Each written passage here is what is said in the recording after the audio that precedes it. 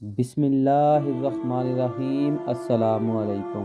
حضرت سعید بن ابی الحسن روایت کرتے ہیں، انہوں نے کہا کہ میں حضرت ابن عباس رضی اللہ تعالی عنہ کے پاس تھا کہ ناگہاں ان کے پاس ایک آدمی آیا اور کہا کہ اے ابن عباس، میں ایسا آدمی ہوں کہ میری روزی میرے ہاتھ کی کاریگری سے چلتی ہے اور میں ان تصاویروں کو بناتا ہوں۔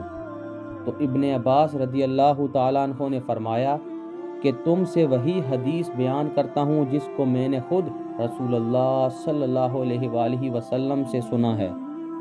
میں نے حضور صلی اللہ علیہ وآلہ وسلم کو یہ فرماتے ہوئے سنا ہے کہ جو شخص تصویر بنائے گا اللہ تعالیٰ اس کو اس وقت تک عذاب دے گا جب تک کہ وہ اس تصویر میں روح نہ پھونک دے، اور وہ اس تصویر میں کبھی بھی روح نہیں پھونک سکے گا۔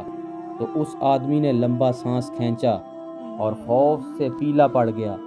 پھر ابن عباس نے فرمایا کہ تیرا ناس ہو، اگر تو اس کے بنانے سے باز نہیں رہ سکتا تو ان درختوں اور بے جان والی چیزوں کی تصاویر بنایا کر۔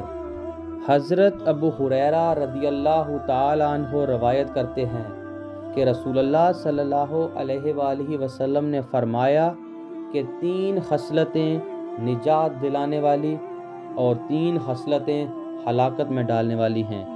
نجات دلانے والی خصلتیں یہ ہیں: ظاہر و باطن میں اللہ سے ڈرنا، خوشی و ناراضگی میں حق بولنا، مالداری اور فقیری میں درمیانی چال چلنا۔ ہلاکت میں ڈالنے والی خصلتیں یہ ہیں: نفسانی خواہشوں کی پیروی کرنا، بخیلی کی اطاعت کرنا، اپنی ذات پر گھمنڈ کرنا، اور یہ ان تینوں میں سب سے زیادہ سخت ہے۔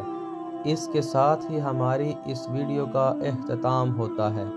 نیکسٹ ویڈیو تک کے لیے اللہ حافظ۔